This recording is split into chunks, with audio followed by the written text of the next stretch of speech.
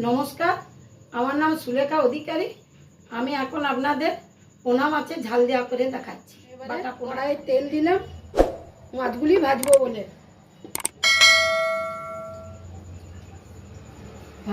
আমি কড়াইয়ে তেল দিলাম। কড়াইয়ের তেলটি গরম হোক, তার মধ্যে আমি নুন আর হলুদ মাখিয়ে নিচ্ছি।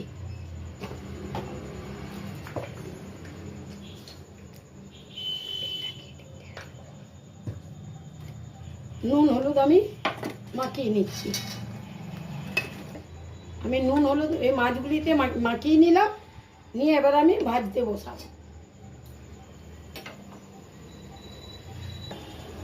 তো তেলটি গরম হয়ে গেছে, এবার আমি মাছগুলো দিয়ে দিচ্ছি। মাছগুলো আমি দিয়ে ভেজে নিচ্ছি।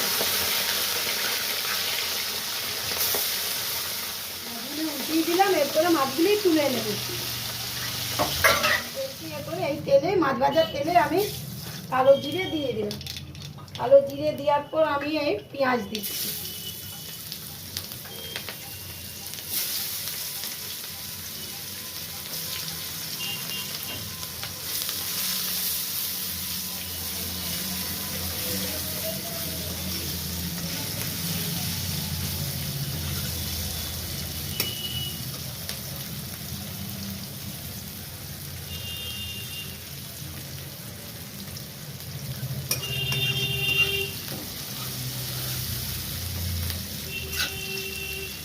পেঁয়াজ দিয়ে পেঁয়াজটা একটু ভাজাও, তারপরে আমি এই সর্ষে, আদা, অল্প রসুন সব বেটে একসঙ্গে রেখেছি। একসঙ্গে আমি সর্ষে সব একসঙ্গে বেটে রেখেছি। আমি এরপরে ভাজা হলে, পেঁয়াজটি ভাজা হলে এটি দিয়ে দেব।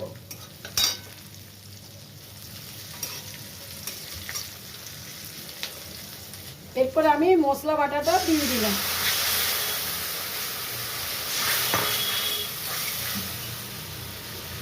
মশলা বাটাটা দিলাম, আর এরপরে আমি একটু হলুদ দিচ্ছি। এবার একটু আমি কাশ্মীরি লঙ্কা দিচ্ছি।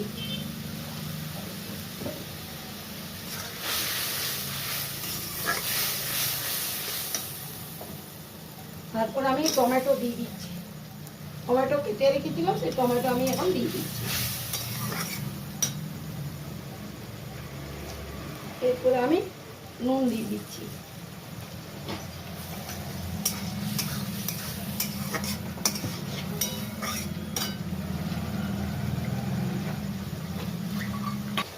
খুব বেশি সরষেটা কষবো না। এরপর আমি উপর থেকে জল দিয়ে দিচ্ছি। এবারে মশলাটা আমি জল দিয়ে, এরপর আমি ঢাকা দিয়ে দিচ্ছি। আমি ঢাকা দিয়ে দিচ্ছি, হয়ে গেলে আপনাদের আরো দেখাচ্ছি। এরপর আমি মাছগুলো দিয়ে দিচ্ছি। আমি এই মাছগুলি দিয়ে এক ফুট ফুটিয়ে আমি এবারে নামিয়ে নেবো। আমার হয়ে গেছে।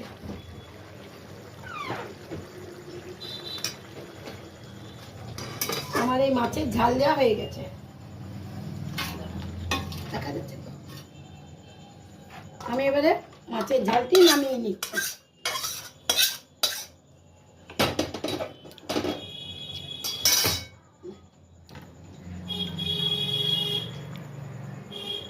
আমাদের মাছের ঝাল দেওয়া হয়ে গেল। আপনাদের ভালো লাগলে লাইক ও সাবস্ক্রাইব করে দিন।